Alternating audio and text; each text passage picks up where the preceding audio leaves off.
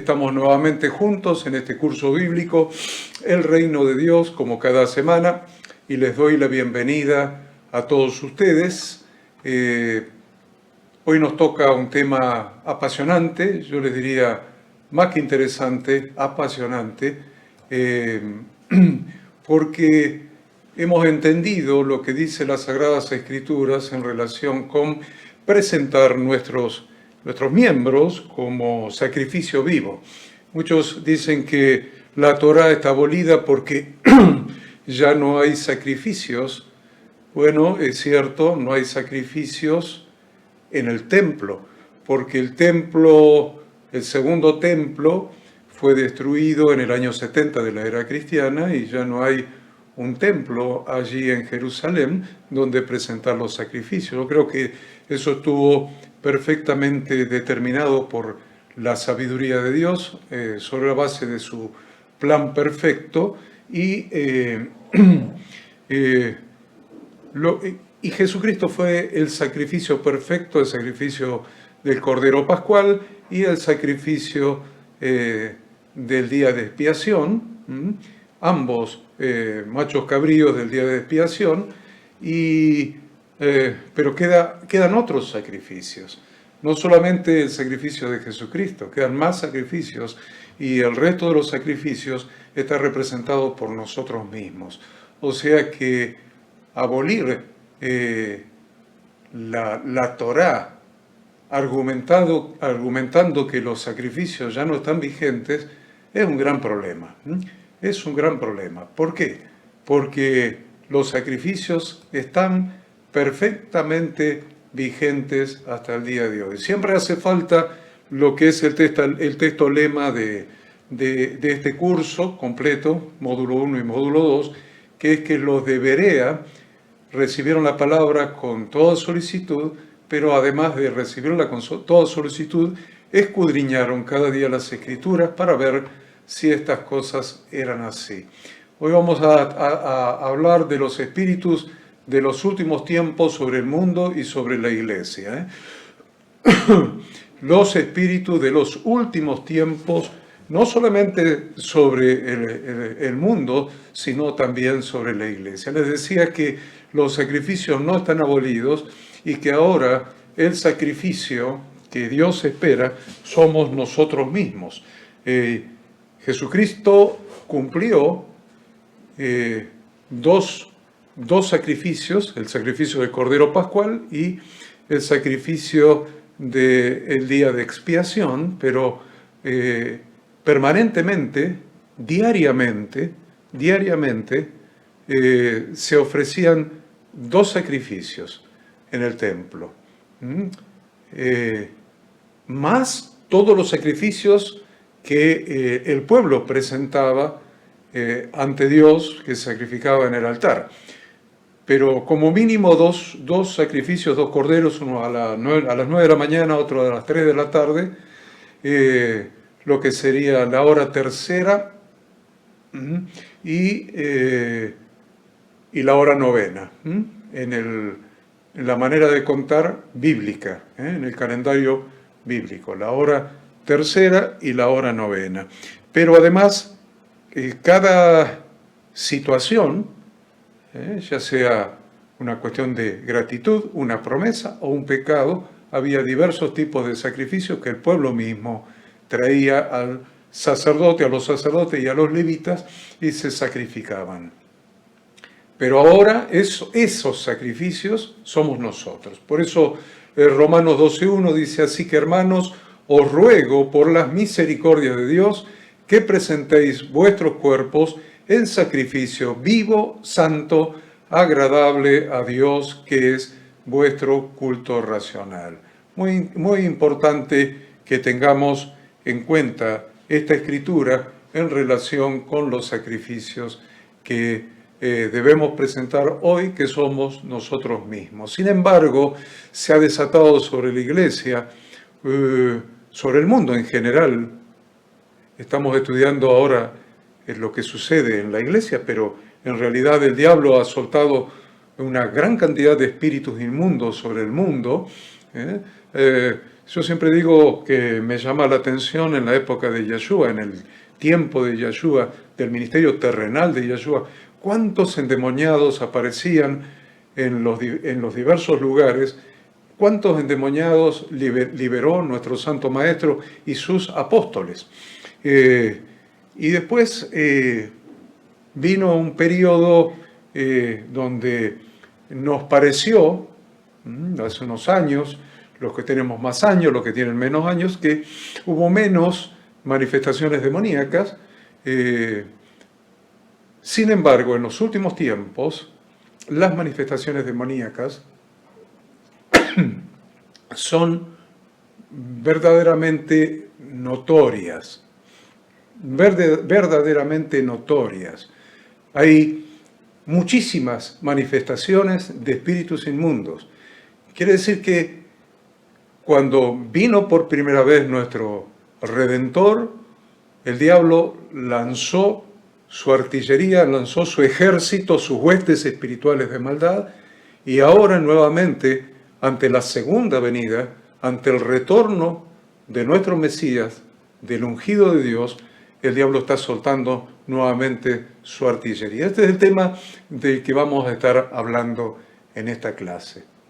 Vamos a estudiar las características y los efectos de los espíritus inmundos de los últimos tiempos que se han desatado sobre el mundo y en particular sobre la congregación de Yahweh nuestro Dios, tomando los capítulos 2 y 3 del libro de Apocalipsis. Y ya vamos directamente al tema, comenzando con el capítulo 2. Vamos a ir analizando lo que Yahshua, resucitado y ascendido, manifestó y le ordenó al apóstol Juan que escribiera en un libro allí en la isla de Patmos, donde estaba preso. Entonces, esto se llama comúnmente el mensaje a las 7 iglesias. Por eso les quiero mostrar otra vez el título de esta clase, Espíritu de los últimos tiempos, sobre el mundo y sobre la iglesia. Y ustedes ahí arriba están viendo la ubicación geográfica de estas 7 iglesias del Asia Menor, a la que fueron dirigidas cada una de las cartas que Yahshua le dictó a el apóstol Juan. Ustedes tienen ahí Esmirna, Éfeso, Pérgamo, Tiatira, Sardis, Filadelfia y la Odisea. Entonces, una vez visto este detalle de las iglesias, vamos a pasar directamente a estudiar los espíritus. No vamos a estudiar en detalle lo que hacían bien y lo que hacían mal, sino que vamos a estudiar los espíritus satánicos que están expresados, que se movían en cada una de esas iglesias. Entonces, vamos a comenzar con la iglesia en Éfeso. Acuérdense dónde está ubicada en el mapa. La iglesia en Éfeso. Acuérdense, estamos con la Biblia abierta en el capítulo 2 del libro de Apocalipsis. Entonces, lo primero que dice de la iglesia de Éfeso es que habla de los que dicen ser apóstoles y no lo son. Los que dicen ser apóstoles y no lo son. Dice en el versículo 2 del capítulo 2, yo conozco tus obras y tu arduo trabajo y paciencia. Muy bueno el comentario. Yo conozco tus obras y tu arduo trabajo y paciencia, y que no puedes soportar a los malos, y has probado a los que se dicen ser apóstoles y no lo son, y los has hallado mentirosos. ¿De qué está hablando?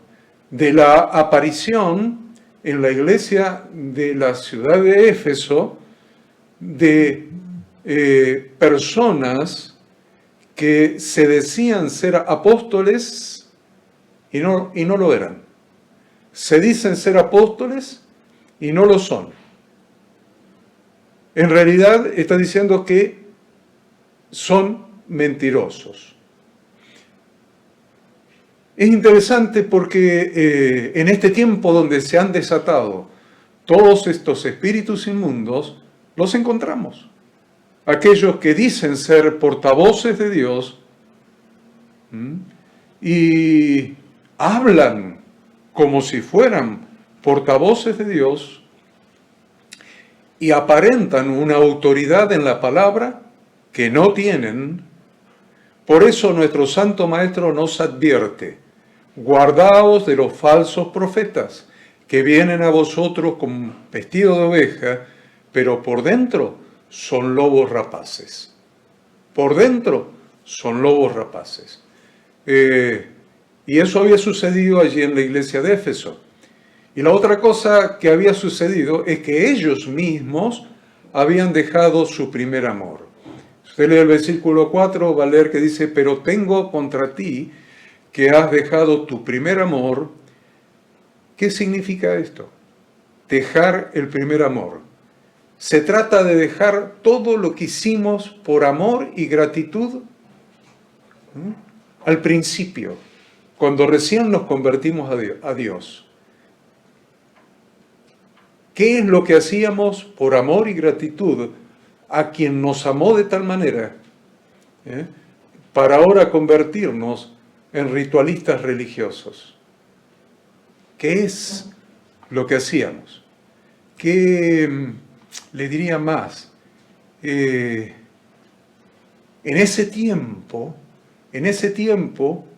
en el que el Señor estaba permanentemente en nuestro corazón, cuando pensábamos en Él y nuestro corazón se llenaba de su santa presencia, lo teníamos presente permanentemente, eso es el primer amor. Y eso es lo que había dejado la iglesia. Estábamos hablando de la ciudad de Éfeso. Y la otra cosa es que aborrecían la obra de los nicolaítas. O sea que en Éfeso habían aparecido estas personas, estos personajes, los nicolaítas. Y le dice en el versículo, creo que 6, pero tienes esto, que aborreces las obras de los nicolaítas, las cuales yo también aborrezco. Cada doctrina bíblica, el diablo, los espíritus inmundos que se han desatado, los emisarios de Hasatán, del adversario de Satanás, cada doctrina bíblica la tuerce usando las Escrituras, porque no se olviden que Satanás conoce las Escrituras y lo demostró cuando tentó a Yahshua allí después de los 40 días de ayuno en el desierto. Una de las tentaciones, la segunda, intentó hacerla usando las palabras de las Sagradas Escrituras. Entonces, cada doctrina bíblica, Satanás la tuerce y manda a sus emisarios a que enseñen la doctrina torcida. Hoy estábamos leyendo y le mostré a Ada algo que habían publicado en internet, tomando de la doctrina bíblica de la paternidad espiritual. Alguien publicó algo como que en la medida que se honre al Padre Espiritual es lo que Dios va a recompensar a la persona. Una cosa así. Todavía era más fuerte que lo que yo les estoy diciendo de memoria. Más fuerte porque me impactó mucho cuando lo leí. En la medida que se honre al Padre Espiritual, que se lo honre, que se lo obedezca, que se lo gratifique, que se le dé cosas, Dios va a devolver eso multiplicado. Eso es una tontería, eso no es así. No es así de ninguna manera. La doctrina bíblica de la paternidad espiritual es bíblica, es santa y tiene un solo propósito, y es formar a los hijos para luego transmitirle el manto de siervos de Dios, Entonces aparecen los nicolaítas, los que tuercen las Escrituras. Y lo que tenía de bueno la iglesia en Éfeso es que aborrecía las obras de los nicolaítas, no la doctrina, estoy hablando de la obra. obra quiere decir lo que hacen los nicolaitas. ¿Qué es lo que hacen los nicolaitas? Después lo voy a explicar más detenidamente. Tratan de separar a la iglesia entre clero y laicos, porque el nicolaitismo fue la aparición de un clero temprano. ¿Qué obra hacía? Separar clero y laicos y someter a los laicos bajo el clero. O sea, el clero enseñorearse de los laicos.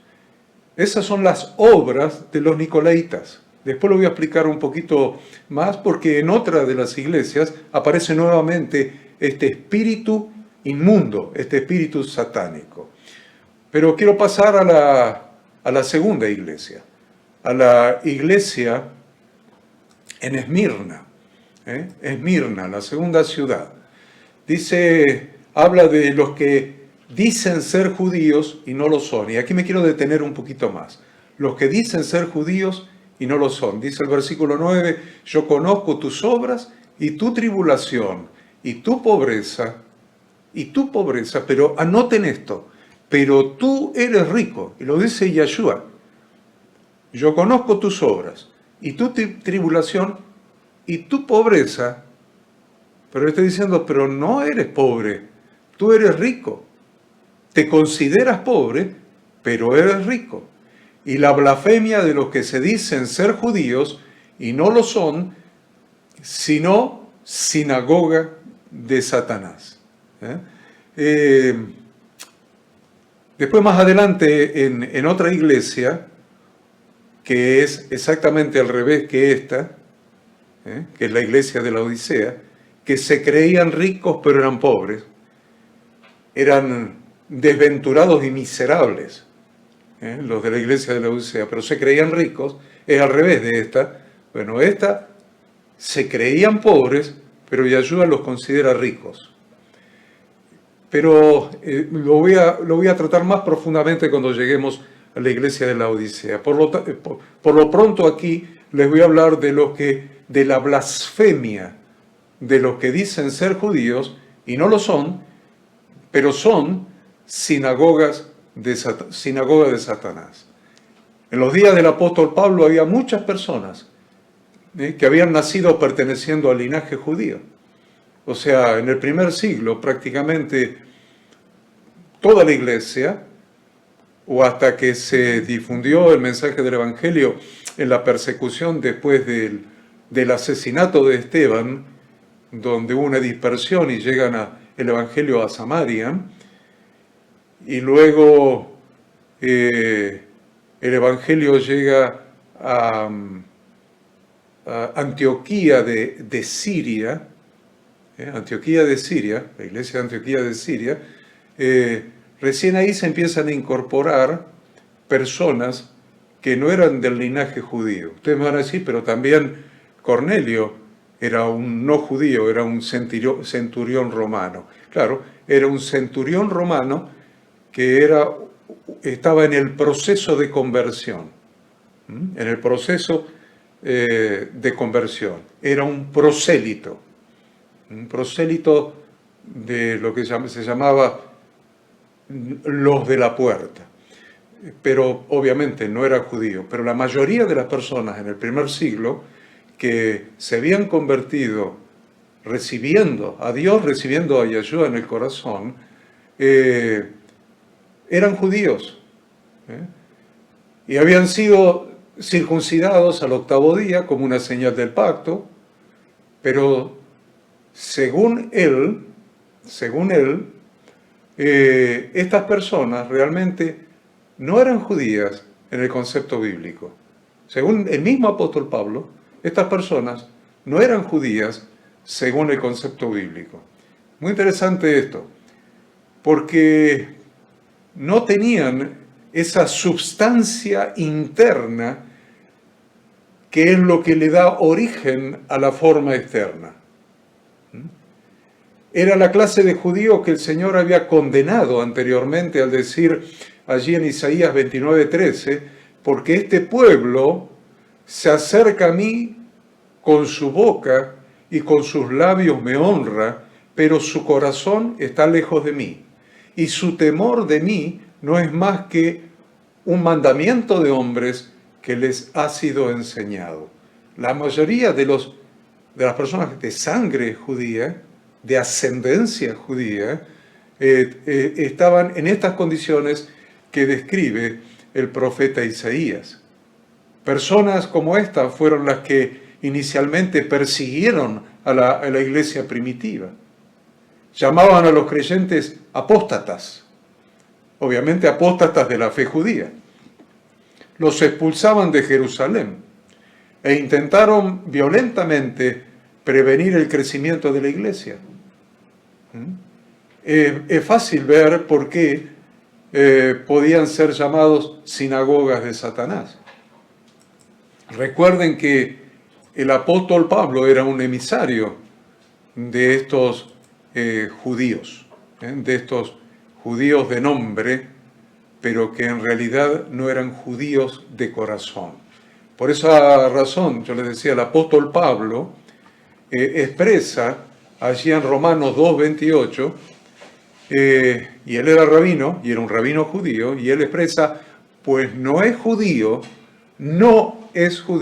el que lo es exteriormente, ni es la circuncisión la que se hace exteriormente en la carne, sino que es judío el que lo es en lo interior, y la circuncisión es la del corazón, en espíritu, no en letra. La alabanza del cual no viene de los hombres, sino de Dios. Es evidente por esta escritura que el apóstol Pablo le dirige a los romanos, que lo exterior, como los rituales religiosos del judaísmo, la vestimenta o la barba, o lo corporal como la circuncisión, ninguna de estas cosas les dan a una persona la pertenencia al verdadero pueblo de Dios, sino que pertenece a la congregación de Yahweh aquel que ha nacido de nuevo y ha renovado su mente con las instrucciones de Dios, que ha nacido de nuevo a través de Yeshua, de Jesucristo, y ha renovado su mente y su corazón con las instrucciones de Dios, con las instrucciones de Yud-He, Bab-He, que es el nombre revelado de Dios, aquel que ha renovado su mente y su corazón, entonces tiene el corazón circuncidado por la palabra de Dios. Tiene el corazón circuncidado por la palabra de Dios. Tiene morando en él el Espíritu de Cristo. Y su vida refleja lo que es internamente en lugar del esfuerzo por seguir ritos y por seguir costumbres. El pacto de Yahweh Dios fue hecho con Abraham, los patriarcas y luego con el pueblo todo en el monte Sinaí. Pero ese pueblo todo incluía a los gentiles que habían salido de Egipto y habían sido injertados en el pueblo de Israel porque habían aceptado al Dios de Israel. Por eso nosotros hemos sido injertados en el buen olivo, que es el pueblo con el que Dios estableció su pacto. Ese es el buen olivo, el pueblo con el que Dios estableció su pacto. Y ese pueblo estaba formado por los hijos de las 12 tribus de Israel, más todos los gentiles que habían salido con ellos de la esclavitud de Egipto, habían cruzado el Mar Rojo y habían llegado al pie del monte Sinaí. Y Dios no hizo dos pactos, hizo uno solo para toda esa gente, y ese pacto que Él hizo incluye a todos. Ese es el pueblo. Ese es el pueblo. Y nosotros hemos sido injertados como esos, porque no habla de 13 tribus, 12 tribus más la de los gentiles que salieron con ellos. No. No sabemos en qué tribu fueron injertados, y yo personalmente creo que en la tribu de Efraín, pero es una opinión basada en algunos argumentos teológicos, de la cual no tengo la plena seguridad, pero sí que fueron injertados, eso seguro, porque la Escritura nunca habla de 13 tribus, sigue hablando de 12, y siempre habla de las 12 puertas, aún en Apocalipsis, de entrada a la ciudad, siempre 12, las 12 tribus de Israel.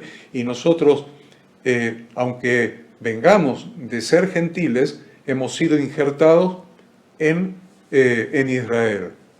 ¿En cuál tribu? No lo sabemos, yo pienso que en la de Efraín.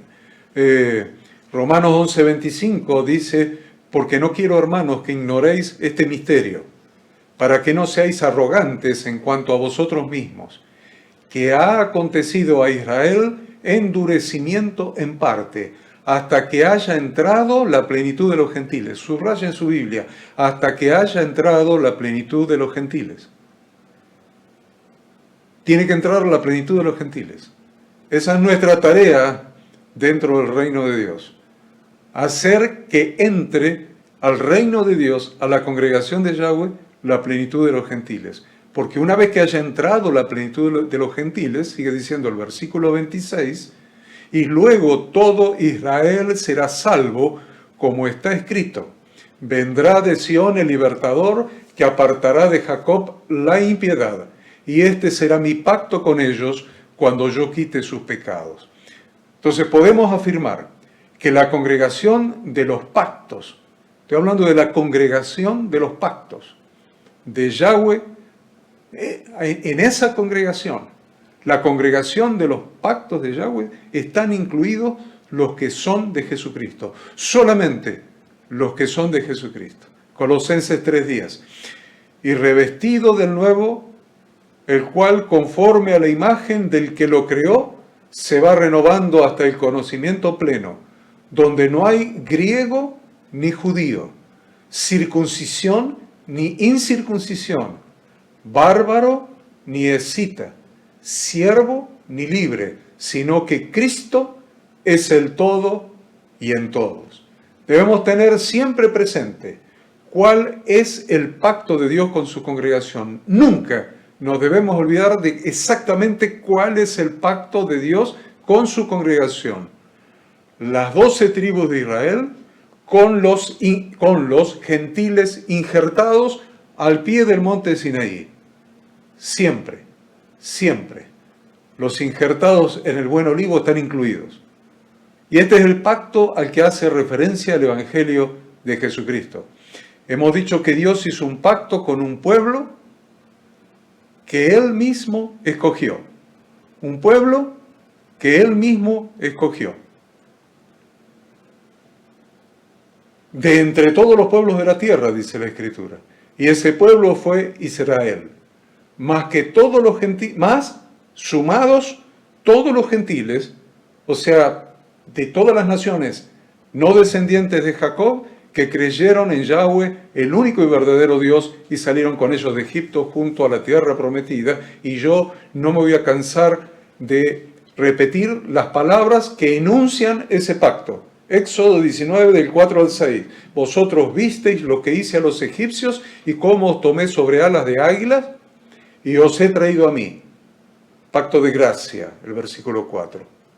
Pero el 5, ahora pues, si diereis oído a mi voz y guardareis mi pacto, vosotros seréis mi especial tesoro sobre todos los pueblos, porque mía es toda la tierra, y vosotros me seréis un reino de sacerdotes y gente santa.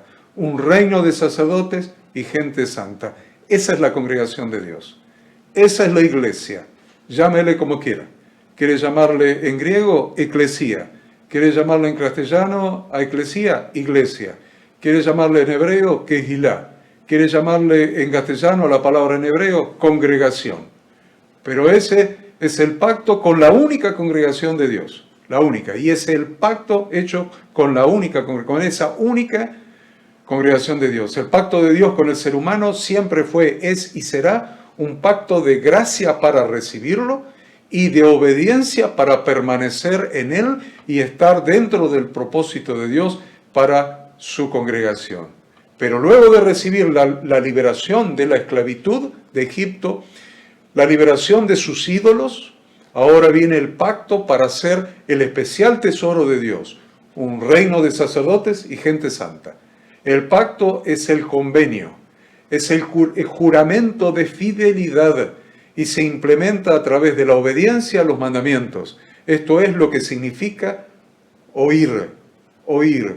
Oír la voz de Dios, siempre en la Biblia que ustedes dicen, oyeres mi voz, siempre es oír para guardar su pacto. Oír para guardar su palabra. Oír para guardar sus mandamientos. En el Nuevo Testamento, el pacto de Dios con su pueblo continúa siendo exactamente el mismo. Que seamos un reino de sacerdotes y gente santa, y lo expresa el apóstol Pedro de la siguiente manera. Dice, mas vosotros sois linaje escogido, real sacerdocio, nación santa, pueblo adquirido por Dios, para que anunciéis las virtudes de aquel que os llamó de las tinieblas a su luz admirable. Y después le aclara qué pasó con esa multitud de personas que salieron junto con los hijos de Israel de Egipto, y qué es lo que pasa también con nosotros que fuimos injertados en el buen olivo.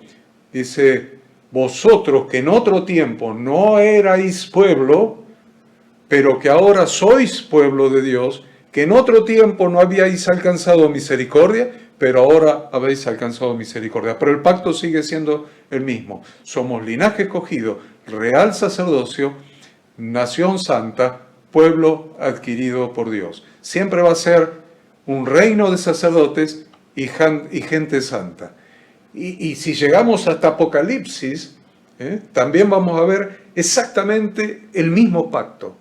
Si usted mira en el Apocalipsis 1.5, dice, el que nos ama y nos libertó de nuestros pecados por su sangre, e hizo de nosotros un reino de sacerdotes. Lo estoy leyendo en una versión que lo traduce de esta manera que me parece más clara, la Nueva Biblia de las Américas. Escúcheme, de la Nueva Biblia de las Américas. Al que nos ama, pues me parece la Reina Valera comete errores con los tiempos verbales. La Reina Valera dice, al que nos amó. Y creo que el tiempo verbal correcto es el de la Biblia de las Américas. Al que nos ama y nos libertó de nuestros pecados con su sangre, e hizo de nosotros un reino, sacerdotes para Dios, su Padre, a Él sea la gloria y el dominio por los siglos de los siglos. Amén. Siempre va a ser un reino de sacerdotes y gente santa. Usted lo puede mirar también, lo voy a transcribir de la Biblia de las Américas, Apocalipsis 5:9. Dice, y cantaban un cántico nuevo diciendo, digno eres de tomar el libro y de abrir sus sellos, porque tú fuiste inmolado y con tu sangre compraste para Dios a gente de toda tribu, lengua, pueblo y nación. Y ahí está incluyendo los injertados en el buen olivo. Ahí nos está incluyendo a nosotros, los que venimos de las naciones, los que no tenemos ascendencia judía, los que no tenemos ascendencia de los hijos de Israel. Dice, gente de toda tribu, lengua, pueblo y nación, y los has hecho un reino y sacerdotes para nuestro Dios, y reinarán sobre la tierra. Siempre es un reino de sacerdotes y gente santa. Las características básicas de la congregación de Yahweh, que está incluida en su pacto y tiene sus promesas. Escuchen esto, porque muchos no quieren el pacto, ni las condiciones del pacto, pero quieren las promesas. No quieren el Antiguo Testamento, no quieren el pacto, pero quieren las promesas del Antiguo Testamento. Y las características básicas de la congregación de Yahweh, que está incluida en su pacto y tiene sus promesas, es ser un reino de sacerdotes y gente santa. Si algún movimiento de reforma de la eclesía, contrarreforma o retorno a las raíces hebreas, no enseña lo que yo les estoy hablando, no enseña y practica el sacerdocio de todos los santos, en realidad es una falsa doctrina no ajustada al pacto de Dios. Lo voy a repetir. Si algún movimiento de reforma de la Iglesia, contrarreforma, nueva revelación o retorno a las raíces hebreas, no enseña y practica el sacerdocio de todos los santos, en realidad es una falsa doctrina, no ajustada al pacto de Dios. Porque el pacto de Dios consiste en que seamos un especial tesoro para Él, un reino de sacerdotes y gente santa. Quiere decir que si viene alguna revelación de estas que andan por allí, de Estados Unidos, de México, o de cualquier otro lado, o de Argentina misma, que te trae una gran revelación, una nueva revelación, y tienen una dialéctica convincente, pero no te lleva al verdadero pacto, que consiste en que todos los creyentes sean un reino de sacerdote. Todos los creyentes sean sacerdotes de Dios y gente santa. ¿Por qué sacerdotes? Porque debemos funcionar dentro del reino de Dios, todos los creyentes. ¿Por qué gente santa? Porque sin santidad nadie verá al Señor. Entonces nos encontramos con la nueva realidad de la religión judeo-cristiana. Cada vez con mayor frecuencia podemos observar que existen no judíos de ascendencia, que en realidad son gentiles. Son gentiles que en algún momento creyeron en el Evangelio, alguna vez, y se incorporaron a la religión evangélica, porque recibieron a Jesucristo en su corazón, y se incorporaron a la religión evangélica.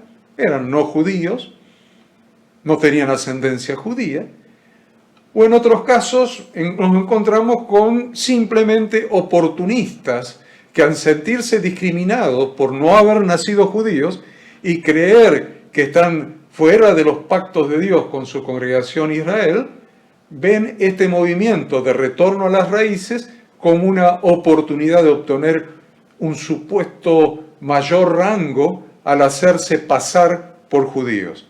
Y les aseguro, muchos de esos se están cambiando el nombre y se están poniendo nombres judíos. Sin embargo, debemos entender que las raíces de la congregación de Yahweh son sus instrucciones. ¿Quieren volver a las raíces? Hay que volver a la Biblia. ¿Quieren volver a las raíces? Hay que volver a la Biblia. No hay que volver a estas sectas que han aparecido que se llama de retorno a las raíces hebreas. No. Es retorno a la palabra de Dios. Retorno a la Biblia. Retorno a las instrucciones de Dios. Retorno al pacto de Dios con su congregación. Entonces, ¿a dónde tenemos que retornar? ¿Cuáles son las raíces? Las verdaderas raíces de la congregación de Yahweh, nuestro Dios. Son sus instrucciones para permanecer en su pacto.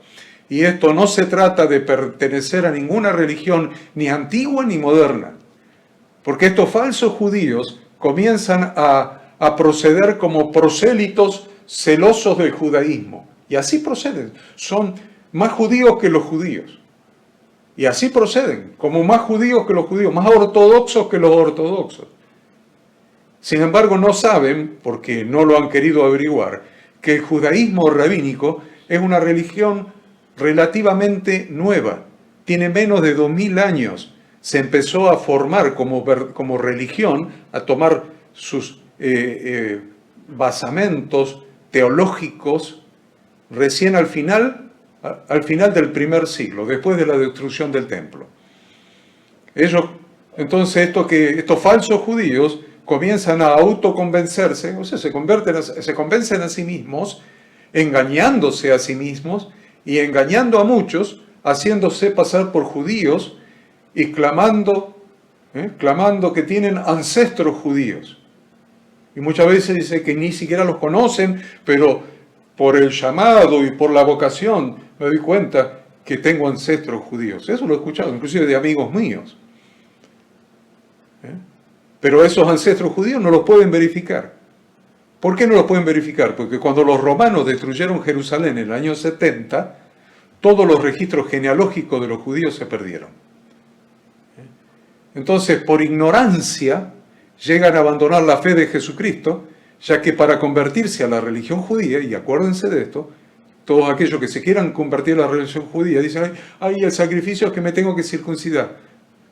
Ojalá ese fuera el sacrificio, lo hace cualquiera. Yo le he dicho a algunos, pregunten que quieren circuncidarse, digo, averigüen precios si le hacen precio por cantidad, y vayan todos juntos a circuncidarse. Pero eso no es nada grave. Lo que es grave es que para convertirse a la religión judía es imprescindible negar que Jesucristo es el Hijo de Dios y que Jesucristo es el verdadero Mesías de Israel. Lo tenés que negar, si no, no te van a admitir. Sin embargo, abrazan las prácticas del judaísmo, sus vestimentas, y hasta incorporan un idioma hebreo mal pronunciado y mal aplicado, con pocas palabras que aprendieron a decir. Algunos de estos forman supuestas congregaciones judías mesiánicas, donde la mayoría de las veces allí no hay presente ni una sola persona judía, pero ellos son una congregación judía mesiánica, no hay ningún judío ahí.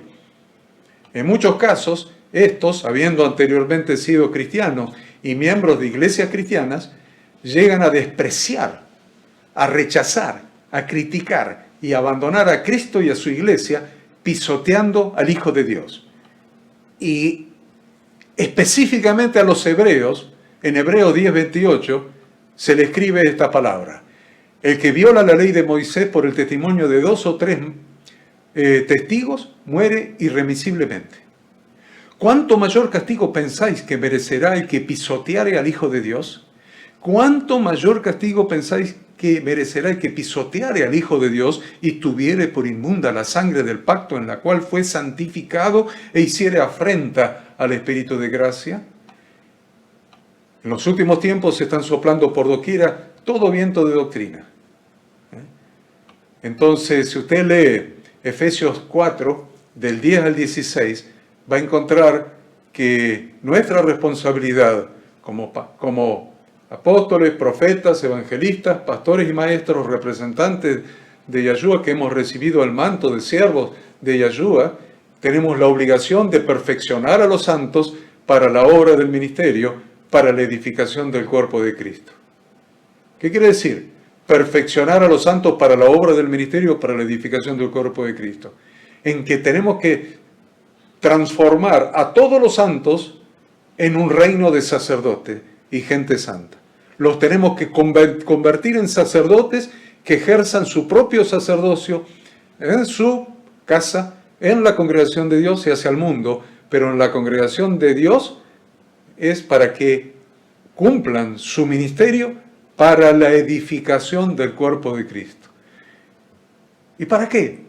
También, para que ya no seamos niños fluctuantes, llevados por doquiera de todo viento de doctrina, por estratagema de hombres que para engañar emplean con astucia las artimañas del error. Entonces salen unos disfrazados de judíos, porque en realidad están disfrazados, porque no lo son, salen disfrazados de judíos y todos van atrás como ovejas que van al matadero. Entonces, ¿saben qué es eso? No están vacunados. Ahora que está de moda la vacuna en todo el mundo, no están vacunados. La única vacuna para eso es el conocimiento de la palabra de Dios. Es ser perfeccionado para la obra del ministerio a través de la palabra. Conocimiento de la palabra de Dios. ¿Para qué? ¿Para qué? Para que ya no seamos niños fluctuantes, llevados por doquiera de todo viento de doctrina, por estratagema de hombres que para engañar emplean con astucia las artimañas del error. Cristo es la cabeza de la iglesia. Cristo, de quien todo el cuerpo, bien concertado y unido entre sí por todas las coyunturas que se ayudan mutuamente, según la actividad propia de cada miembro, recibe su crecimiento para ir edificándose en amor. Realmente debemos entender lo que es el ejercicio del sacerdocio, porque es parte del pacto. Es parte del pacto. Es parte del pacto. Y ahora se lo voy a explicar con mayor claridad. Porque habiendo entendido claramente a la luz de las Sagradas Escrituras y de acuerdo con el propósito de Yahweh, nuestro Dios, con su congregación, que estamos llamados a ser un reino de sacerdotes y un reino de gente santa, el sacerdocio se refiere, escuchen bien, el sacerdocio se refiere a un servicio y la santidad se refiere a un estilo de vida ajustado a las instrucciones de Dios, ratificadas en el Nuevo Testamento por la misma imagen visible de Dios que fue Yahshua su ungido. Jesucristo, el Mesías de Dios, y debemos observar. Yo les voy a dar la vacuna hoy. La vacuna contra, ¿qué dijimos? A ver, contra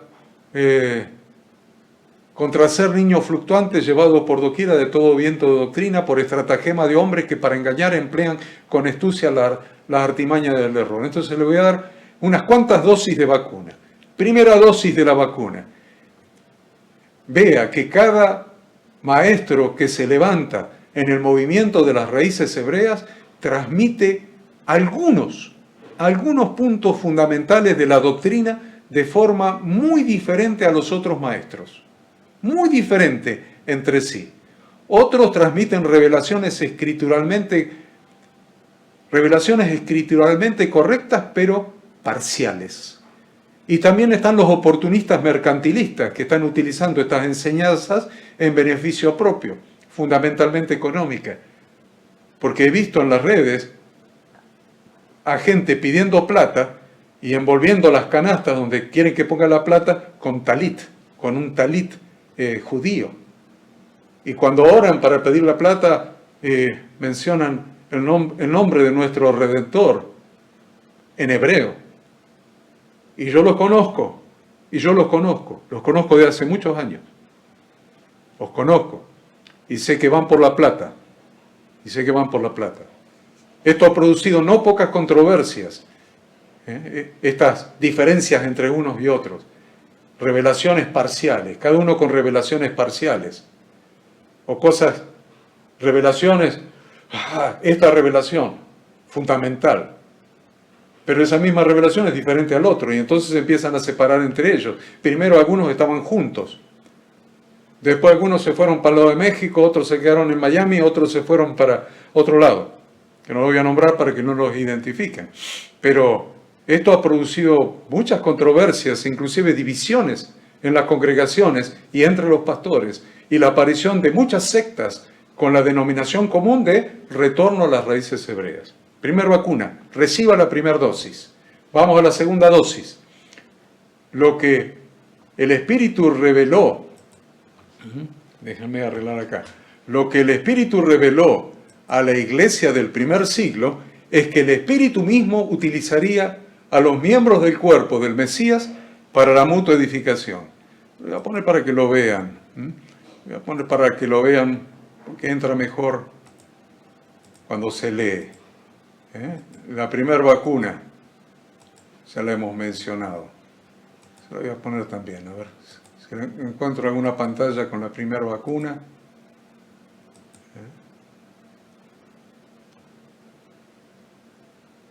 Primera vacuna.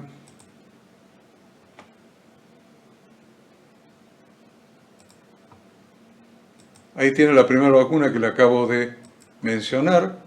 ¿Por qué se los estoy poniendo si ya lo mencioné? Para que después, cuando el pastor Enzo lo suba grabado a la facultad bíblica, usted pueda rebobinar, mirarlo y leerlo de la pantalla. La segunda vacuna de la que estoy hablando es que lo que el Espíritu reveló a la iglesia del primer siglo es que el Espíritu mismo utilizaría a los miembros del cuerpo del Mesías para la mutua edificación. Esto está revelado en las Escrituras de la iglesia del primer siglo, que el Espíritu Santo utilizaría a todos los miembros del cuerpo del Mesías, del cuerpo de Cristo, para la mutua edificación, para la exhortación y el perfeccionamiento mutuo.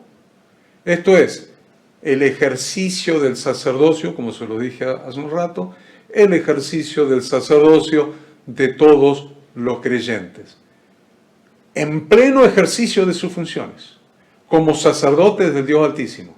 De aquí surge el principio del funcionamiento como cuerpo, si no, no es un cuerpo, porque el cuerpo funciona en todos los miembros.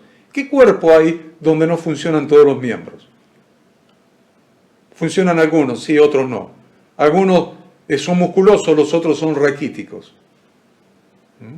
Entonces, el principio de la Iglesia es el funcionamiento como cuerpo, establecido con absoluta claridad en todo el Nuevo Testamento, comenzando por el pastorado plural y continuando por el ejercicio del sacerdocio de todos los creyentes. Yo me asusto y me preocupo cuando alguna iglesia no puede sostener el pastorado plural. ¿Qué es lo que está pasando?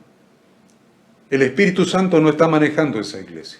La pura verdad es que no está manejando el Espíritu Santo completamente a esa iglesia, porque no pueden sostener el pastorado plural, y eso es lo que el Espíritu Santo quiere. Entonces hay una resistencia a lo que el Espíritu Santo quiere. Y algunos dirán, no, pero yo no tengo nada que ver. Perfecto, no tendrás nada que ver, pero sí, siempre se tiene que ver.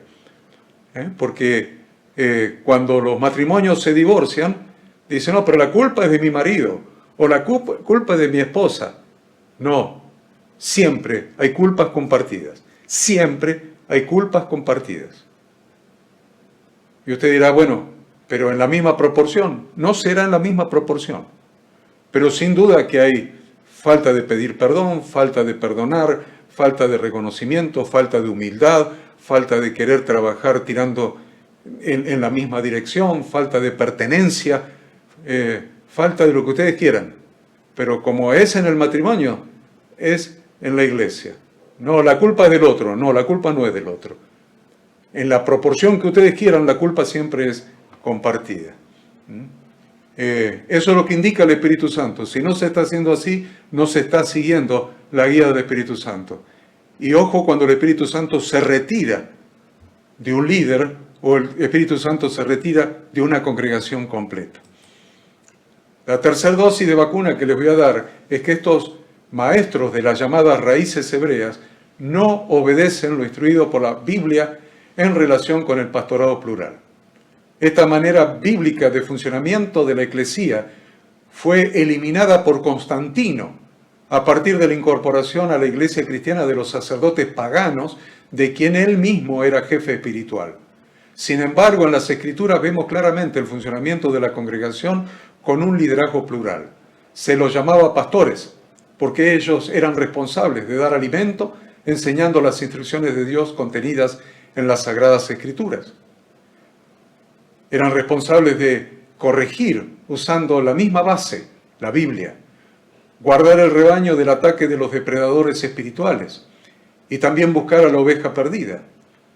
Si en una iglesia alguien no vino a la reunión, un miembro no vino a la reunión congregacional una vez, 2 veces, y los pastores no van a buscar a la oveja perdida, se están oponiendo al Espíritu Santo, que es quien inspiró las palabras de la Biblia. Pues a veces nos parece que es como nosotros queremos, que la Biblia es de libre interpretación. La Biblia no es de libre interpretación, lo dice la misma Biblia, no es de libre interpretación. O la obedezco o no la obedezco. O estoy en sujeción al Espíritu de Dios o no estoy en sujeción al Espíritu de Dios. Y además todos los ancianos deben ser aptos para enseñar. 4ª dosis de la vacuna. Ellos continúan monopolizando estos nuevos líderes de las raíces hebreas, estos nuevos pastores, estos nuevos visionarios, estos nuevos iluminados, continúan monopolizando todas las funciones y responsabilidades de la congregación. O usted ve un conjunto de pastores. Usted prenda su computadora los sábados a las 10 de la mañana y ponga retorno.tv y va a ver a 4 pastores enseñando la porción del Pentateuco que corresponde a esa semana. 4 pastores trabajando juntos. Y usted prenda el YouTube y vea si eso lo ve en otras congregaciones de las raíces hebreas. Siguen monopolizando todas las funciones y responsabilidades de la congregación en una sola persona, mientras que la Biblia enseña que todos los miembros del cuerpo del Mesías son responsables de la edificación del cuerpo, todos los miembros. Retornar a la revelación transmitida por Yeshua, el Mesías, es un hecho de vital importancia, y el cumplimiento de las profecías bíblicas Pero el problema más grave que ha tenido la Iglesia cristiana a lo largo de los siglos sigue hasta hoy, sigue siendo el mismo. Y este es el protagonismo exclusivo de los pastores y maestros, y la consiguiente inactividad de los miembros del cuerpo del Redentor Yahshua. Es como si el cuerpo del Mesías estuviera formado por unos pocos miembros útiles y una gran mayoría de miembros inútiles, aptos solamente para escuchar y decir amén a los iluminados por el Espíritu. No deja de ser un modelo del teatro griego adoptado por la Iglesia romana y continuado aún después de la Reforma Protestante. Quinta dosis de la vacuna. Indefectiblemente, el resultado, una vez más, es que se vuelve a retornar al mismo círculo vicioso que es la religión tradicional. Se vuelve a lo mismo, porque esta revelación de las raíces hebreas, si usted la estudia con disciplina, esta revelación completa, la revelación completa, aún la revelación, juntando la revelación de todos, de cada uno y todos, juntándolas a todas las revelaciones de todos los maestros de las raíces hebreas, si usted tiene disciplina para estudiar, y compila toda esa revelación en material disponible, se puede aprender en un mes, todas las revelaciones, todas en un mes, y sobra tiempo. Algunos dicen, bueno, en un año, o lo que sea, pero sin dudas el problema no es el aprendizaje de la revelación, sino que el problema sigue siendo el después. ¿Qué después que aprendí la revelación? El después sigue siendo el problema. Porque como siempre, luego de cada despertar de la revelación, quedan fundadas nuevas organizaciones religiosas. Con nuevos líderes, ahora son los líderes de la nueva revelación. Y quedan al frente. A mí me impresiona porque ahí en México se ha levantado también un movimiento de afiliación de iglesias. No tengo nada contra ninguno de los maestros de las raíces hebreas, pero sí soy una persona que tengo experiencia en la iglesia. Tengo muchas décadas de experiencia dentro de la iglesia. Entonces, los veo venir. Además se hace muy evidente, ¿no? Entonces, quedan nuevas organizaciones religiosas con nuevos líderes que siguen afiliando gente, pero siguen los mismos vicios desde Lutero. El sacerdocio de todos los creyentes es nada más que una declamación mentirosa de la revelación bíblica, pero totalmente no operativa. Entonces, con mucha más revelación, continuamos afuera del propósito eterno de Dios.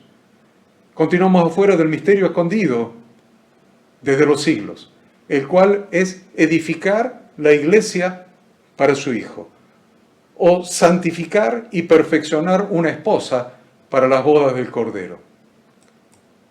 La sexta dosis de vacuna que les voy a dar es, junto con la revelación de que ahora a través de Yahshua somos todos parte de Israel, se está produciendo el equivalente a lo que podría ejemplificarse como salir a regalar pasaportes con la ciudadanía de cualquier país del primer mundo.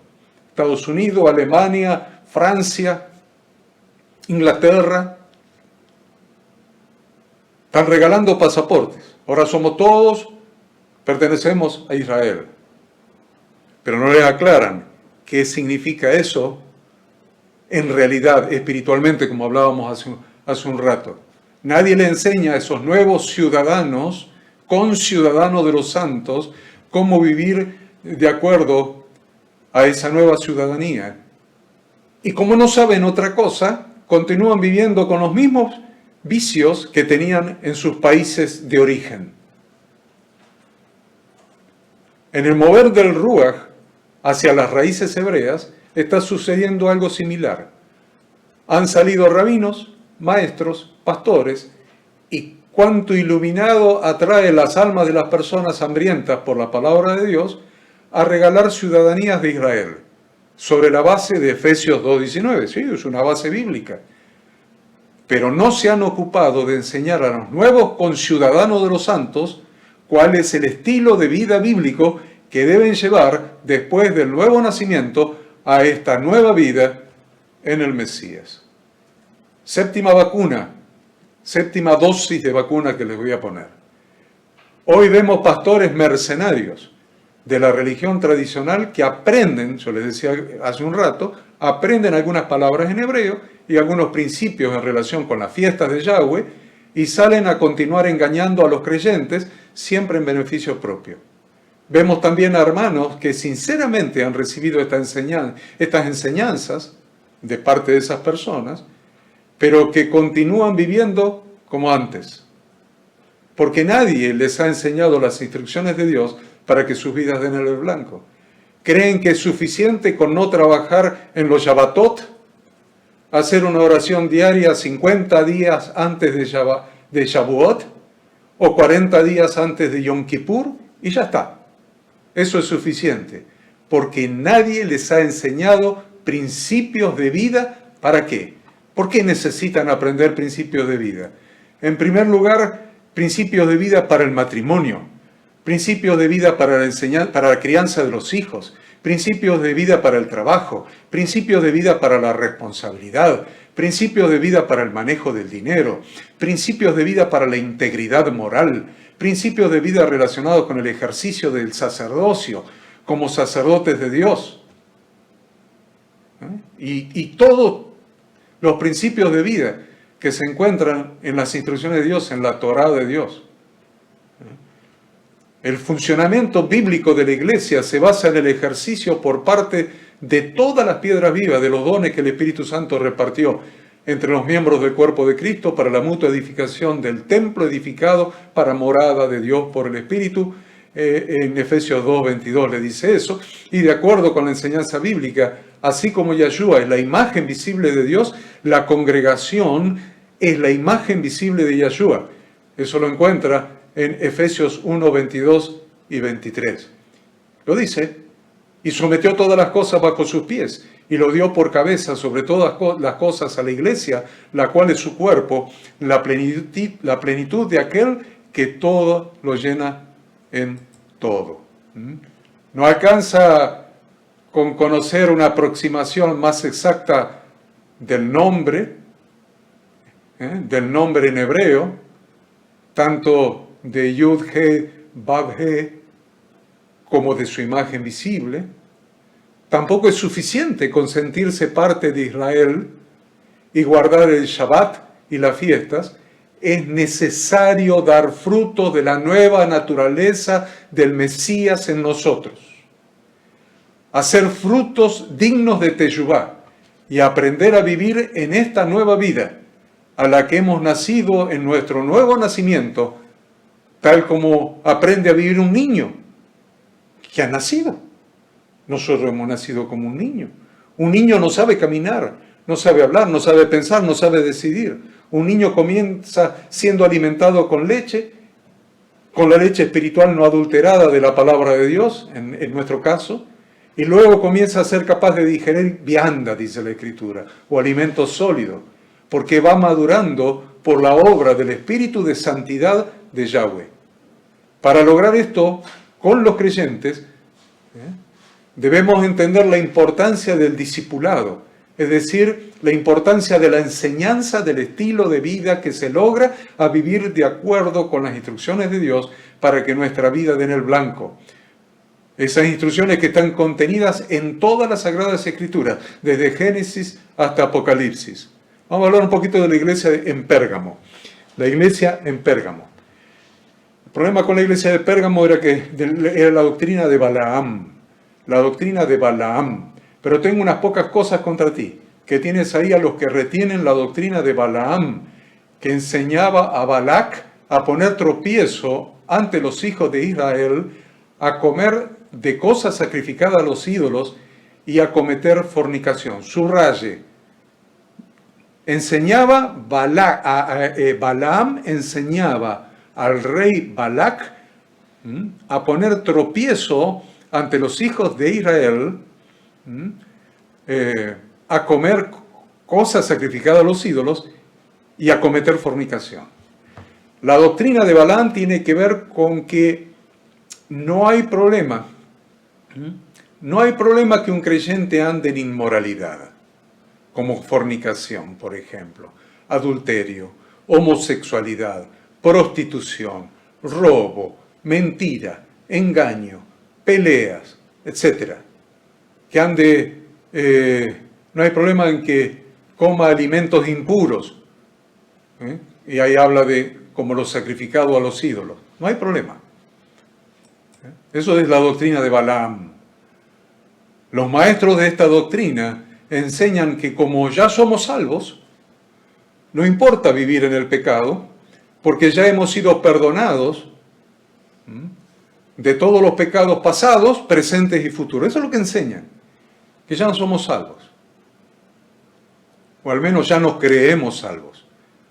Entonces no importa vivir en el pecado, porque ya hemos sido perdonados de todos los pecados, y por las dudas le agregan pecados pasados, presentes y futuros. Y le cargan a Yahshua sobre la cruz los pecados pasados, los que cometimos en la ignorancia, los presentes que cometemos sabiendo que son pecados, y los futuros que cometemos sabiendo que son pecados, porque todavía no los cometimos. Es como cuando vendían las dispensas papales, entonces comprabas el título de perdón del pecado que ibas a cometer, que estabas pensando cometer mañana.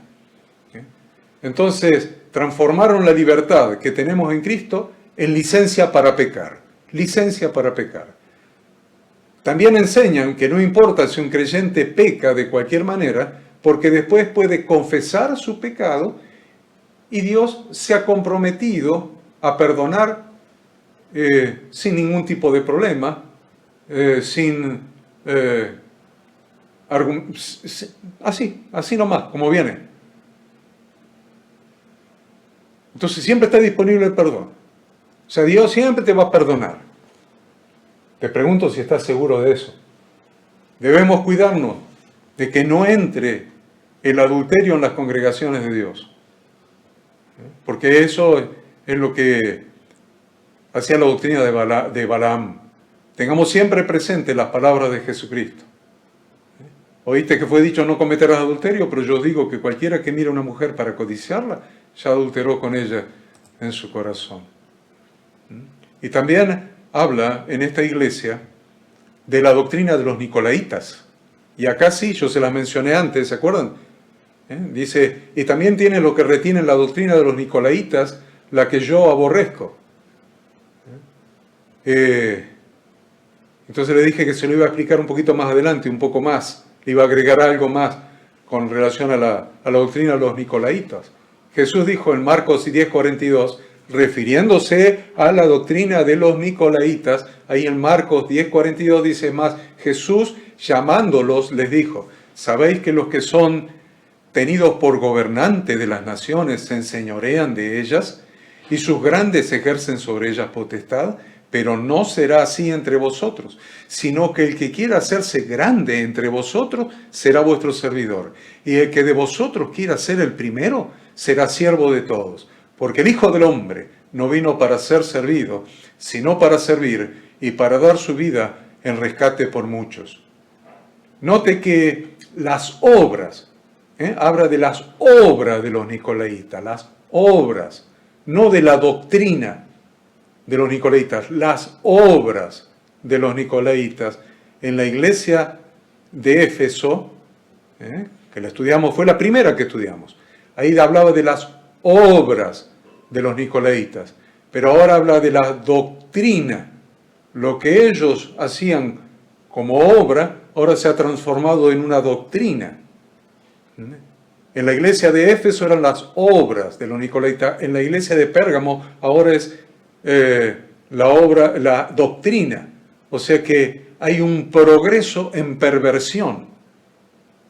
Es probable que esta doctrina se haya instalado en la iglesia de Pérgamo. Apocalipsis 2:15 dice, tienes algunos que de la misma manera mantienen la doctrina de los nicolaitas. Está hablando de la doctrina, mantienen la doctrina. Y desde la iglesia de Pérgamo intentaba infiltrarse probablemente en el resto de las iglesias como si fuera una especie de revelación del reino de los cielos. o como hemos escuchado que algunos llaman como principio del reino, o principios de gobierno de la iglesia, y lo único que están haciendo como principio del reino y principio de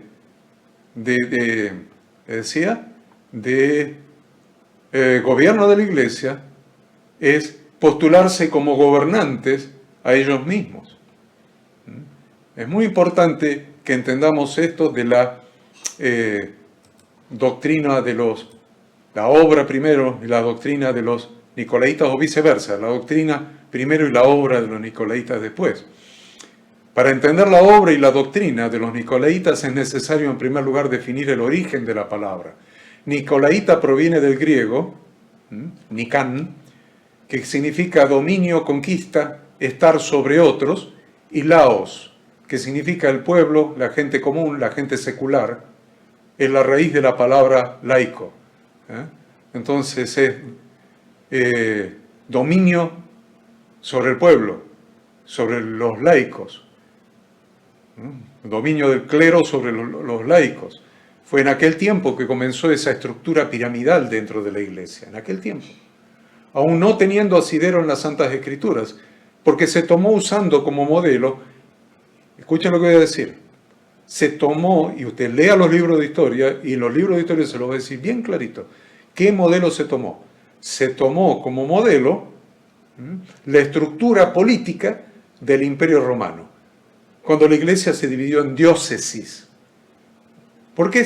¿Qué modelo se tomó para dividir la iglesia en diócesis? La estructura política del Imperio Romano, mezclado con la estructura de las religiones paganas, agregando para justificar una mala aplicación del sacerdocio del Antiguo Testamento. Ahora, la característica de la iglesia primitiva era su sencillez, pero esa sencillez se vio paulatinamente reemplazada por una institución organizada con jerarquías, con moldes seculares y paganos extraídos del romanismo, más parecida a un ejército mundano que a una verdadera familia, la familia de Dios. La jerarquía es un mal enquistado, escuchen lo que estoy diciendo, la jerarquía es un mal enquistado en el corazón del ser humano, amoldado a su naturaleza pecaminosa, probablemente producto de haberse sometido a Satanás en el huerto del Edén. Es probable que de ahí ya haya venido eso. Al reconocer la jerarquía de Satanás y someterse a sus engaños y a sus mentiras, probablemente ahí quedó enraizado en el ser humano el concepto de la jerarquía. Pero proviene de la naturaleza pecaminosa del ser humano. Así lo revela, por ejemplo, la necia solicitud de la madre de los hijos de Zebedeo a Yeshua. Y Yeshua le respondió, ¿sabéis que los gobernantes de las naciones se enseñorean de ellas? El texto que leímos hace un rato. Tal como lo declara nuestro Señor Jesucristo en el pasaje que citamos antes, la jerarquía produce automáticamente un enseñoreamiento. Y el Señor Jesucristo no quiere eso para su pueblo.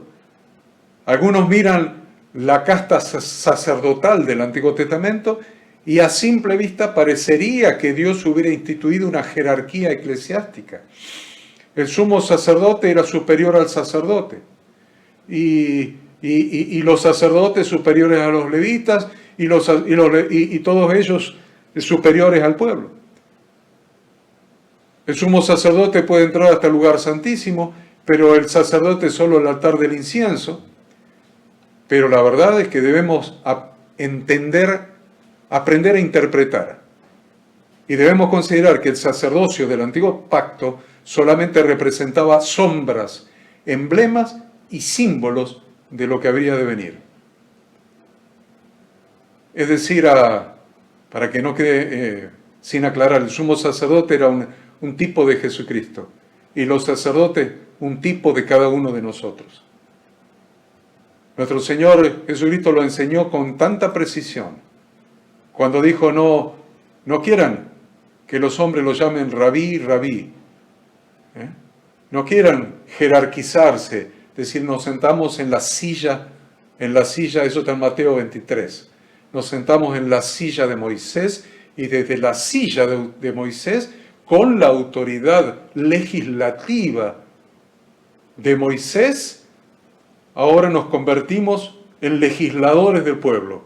Así que llámenos rabí, rabí, llámenos maestro, llámenos padres, padres de la iglesia.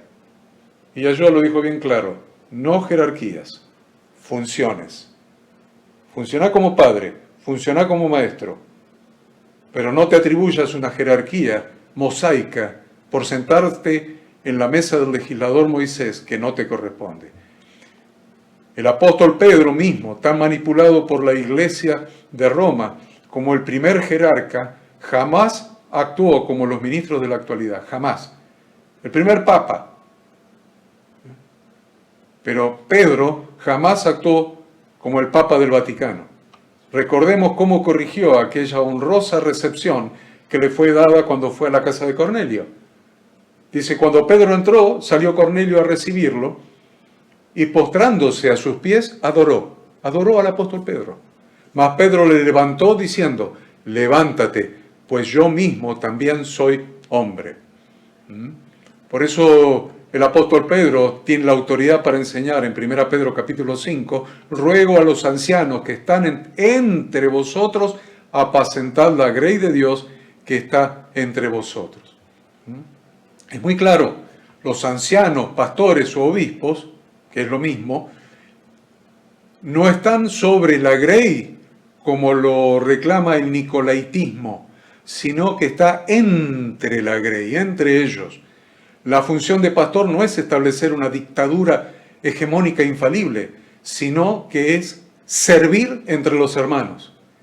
Si aún no es suficiente este argumento, sigamos leyendo a Pedro, ahí en el capítulo 5.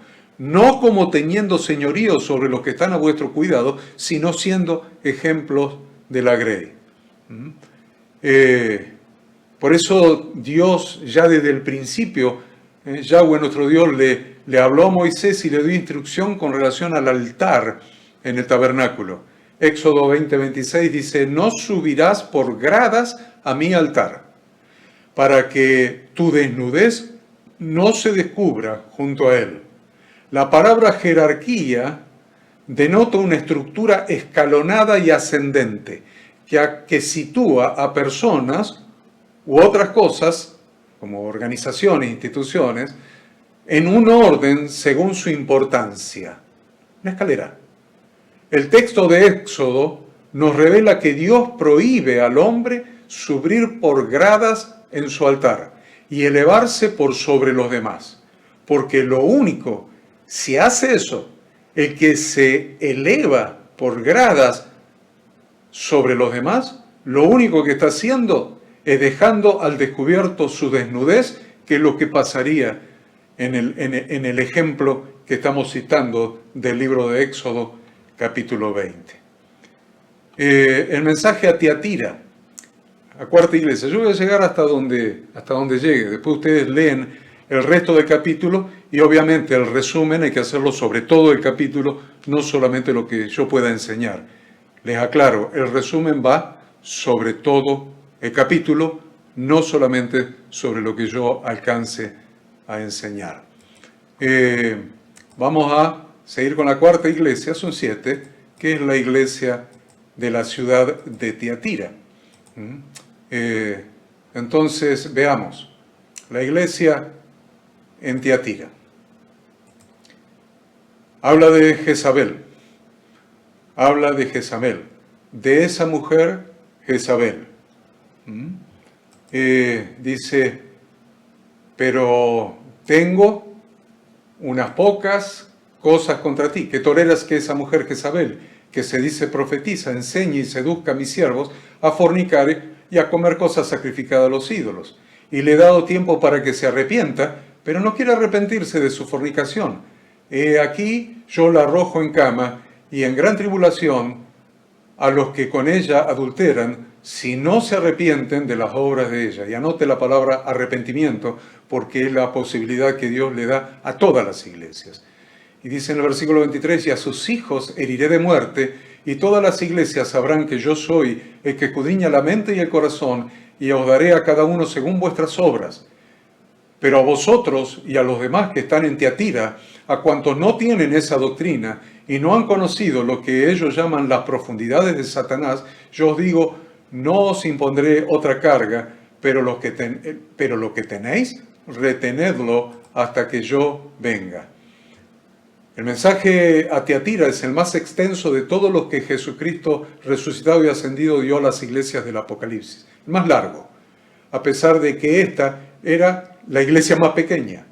La palabra Tiatira significa sacrificio incansable de víctimas. En la Biblia se menciona a una mujer que no solo no acepta la verdad, sino que odia a los portavoces de Dios, a los profetas, y promueve que se practique el pecado de idolatría. El nombre de esta mujer, Jezabel. Jezabel.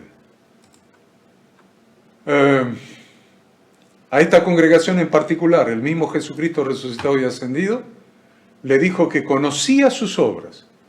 Él les reconoció el amor, la fe, el servicio y la perseverancia de la vida congregacional en circunstancias muy difíciles.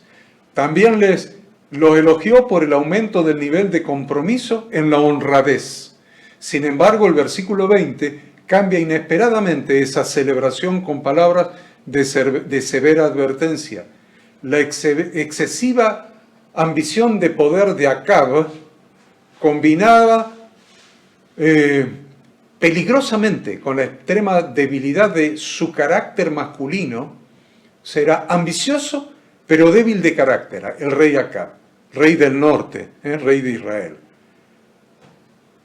Y entonces aparecen las estratégicas manipulaciones de su mujer pagana.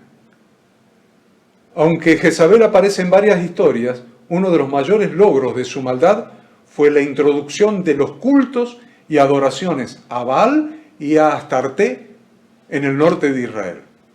Jezabel era una mujer fuerte y manipuladora, que solo tuvo una influencia negativa sobre su esposo, pero no solamente se limitó a tener esa influencia negativa sobre su esposo, sino que la tuvo con todo el pueblo de Israel, con toda la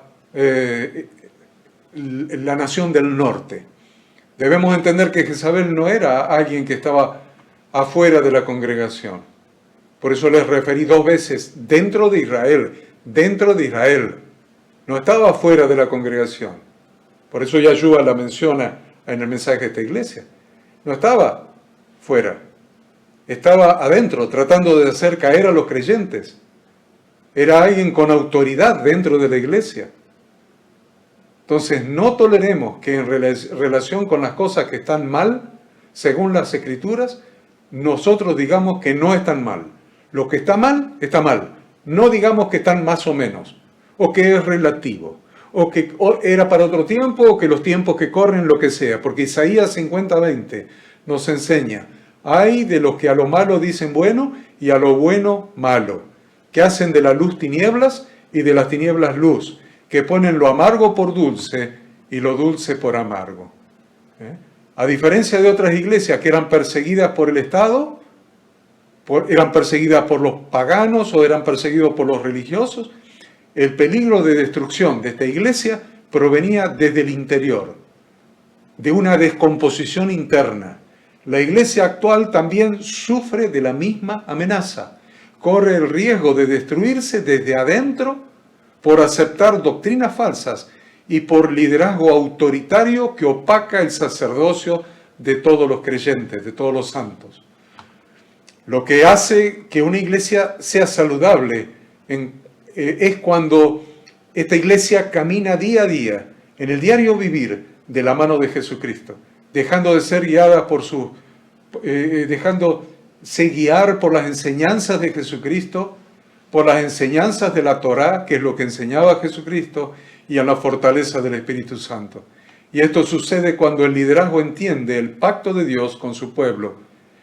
Y el pacto de Dios con su pueblo sigue siendo que sean un reino de sacerdotes y gente santa. Jezabel significa potestad, principado de las tinieblas.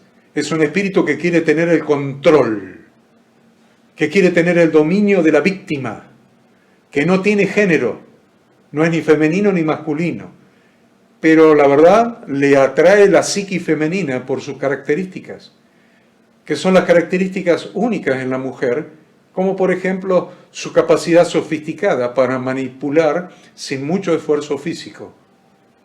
El espíritu de Jezabel entra al ámbito familiar, donde quiera que el orden de autoridad de Dios es desconocido en el ámbito familiar, o donde es conocido pero es ignorado en el ámbito familiar. 1 Corintios 11:3 establece el orden de autoridad en el ámbito familiar. Pero quiero que sepáis que Cristo es la cabeza de todo varón y el varón es cabeza de la mujer. Y Dios la cabeza de Cristo.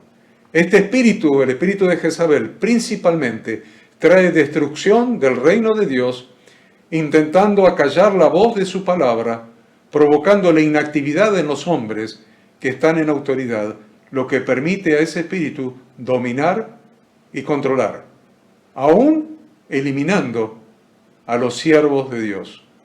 Quiso eliminar al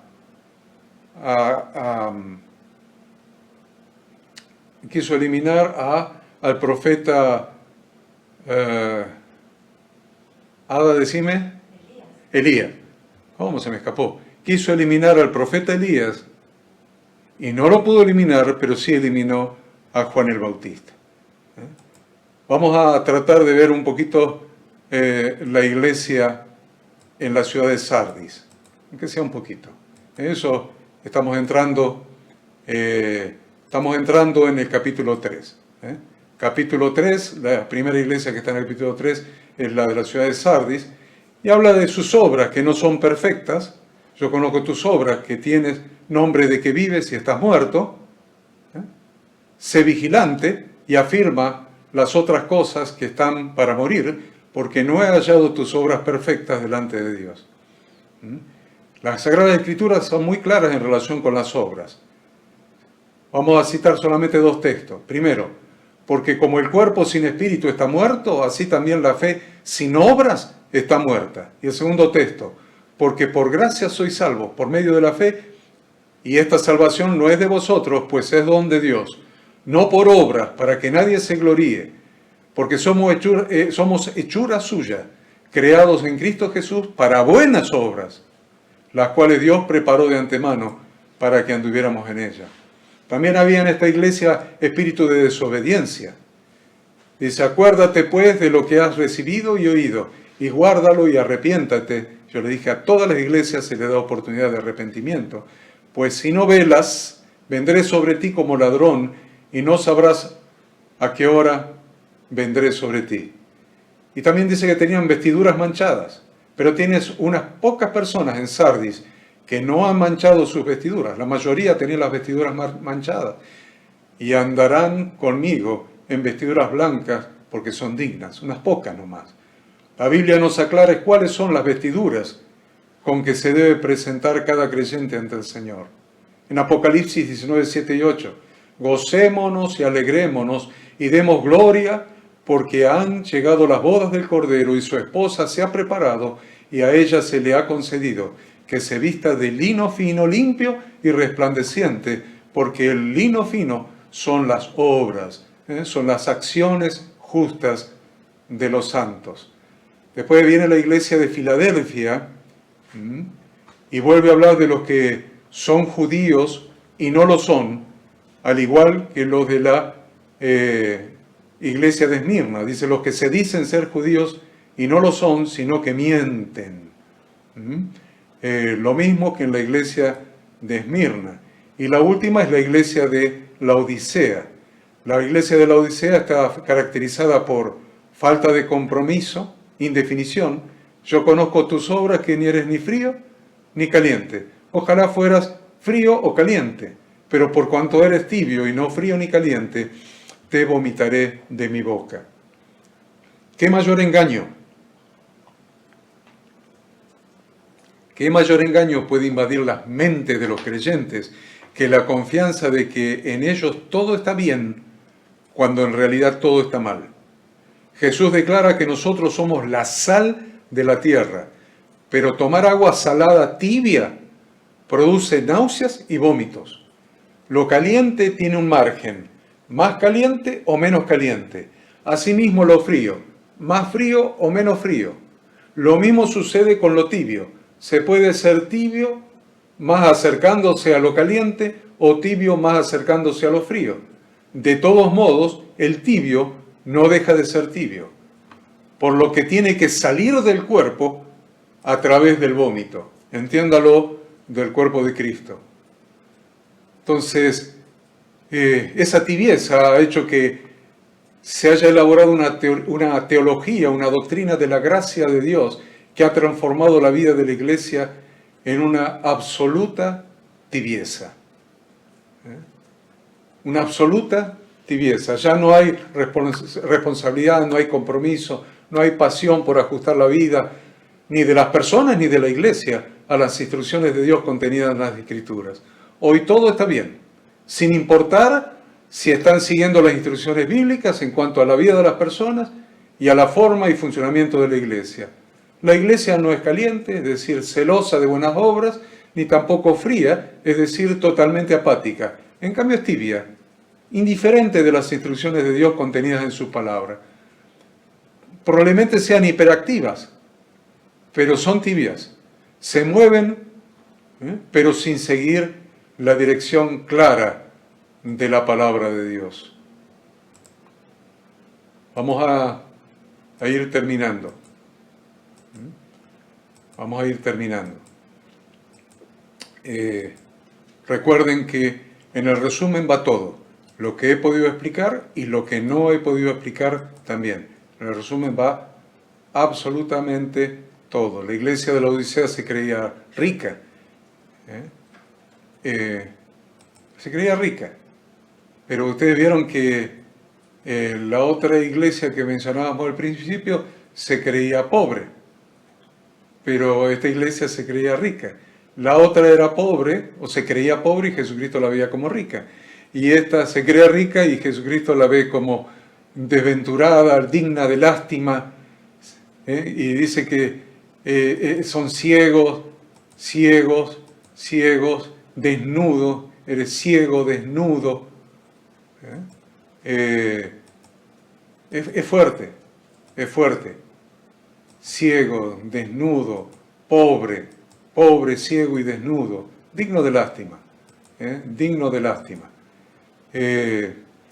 Entonces, para ir concluyendo, para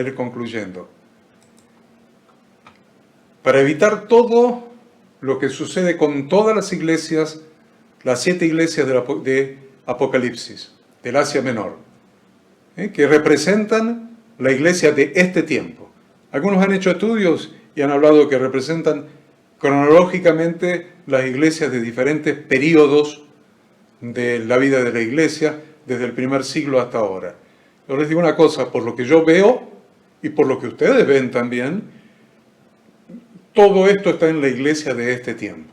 Son los espíritus malignos, los espíritus satánicos que Satanás ha desatado sobre todo el mundo y en especial sobre la iglesia. Para evitar todo esto, el Señor les aconsejó hacer teshuvá. Entonces, hemos aprendido en otras lecciones que el Evangelio del Reino de Dios requiere de nosotros 2 cosas permanentes.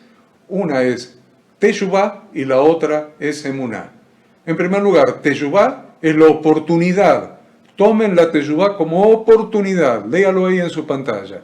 Es la oportunidad del verdadero arrepentimiento bíblico que permanentemente Dios nos da.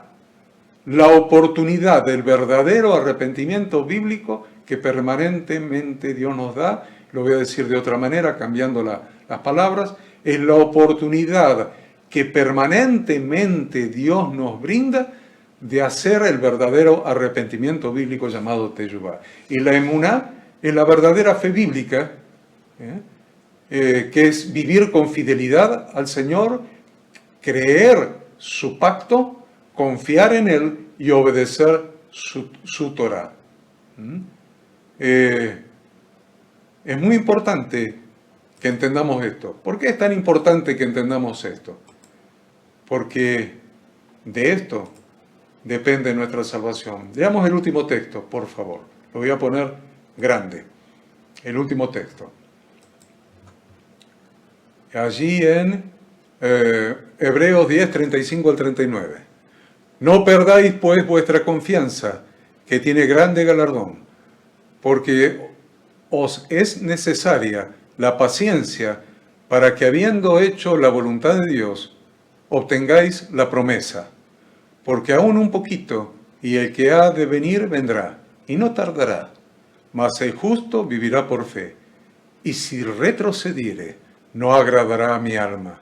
Pero nosotros no somos de los que retroceden para perdición, sino de los que tienen fe para preservación del alma. Muy importante que entendamos esto. Es muy importante que tengamos los anticuerpos necesarios para protegernos de estos espíritus que se han desatado sobre el mundo, estos espíritus malignos, estos espíritus inmundos, estos espíritus satánicos que se han desatado sobre el mundo y en particular sobre la iglesia. Recuerden que el resumen tiene que incluir aún lo que no hemos dado, inclusive lo que no hemos dado, pero que ustedes lo tienen en su material de estudios. Manden el resumen tal como lo pueden ver en su pantalla, y reciban al final de toda esta materia el diploma correspondiente.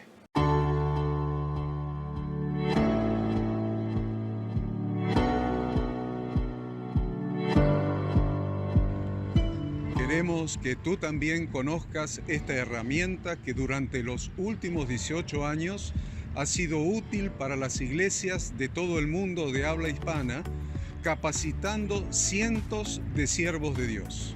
Las formas de aprender están cambiando y Ministerio Bíblico Internacional, a través de su Facultad Bíblica, brinda programas de formación ministerial bíblica, teológica y práctica para la multiplicación y edificación de la iglesia 100% online. Respondiendo a las necesidades de hoy, para aquellos que no cuentan con la posibilidad de asistir a clases presenciales, donde quiera que estés, en todo lugar, recibirás el material de estudio y verás las clases en vivo y on demand, accediendo a través de tu celular, PC, tablet o Smart TV. Recibe tu capacitación en las siguientes carreras: diplomado en teología para maestros de grupos de evangelismo y discipulado, licenciatura en teología pastoral, diplomado en teología y práctica ministerial para pastores, líderes y servidores. Súmate a los pastores que han organizado un grupo de estudio tutorial a distancia en la congregación con estudiantes locales y de las otras iglesias de la zona. Esta es tu oportunidad como seguidor de Cristo para comenzar tus estudios y completar tus exámenes desde la comodidad de tu hogar y en los horarios que tengas disponibles. Súmate al liderazgo de este tiempo y adquiere las habilidades, herramientas y valores necesarios para impactar el mundo con la palabra de Dios y transformar la vida de aquellos que creen al Evangelio. Para más información, ingresá a facultadbiblica.com.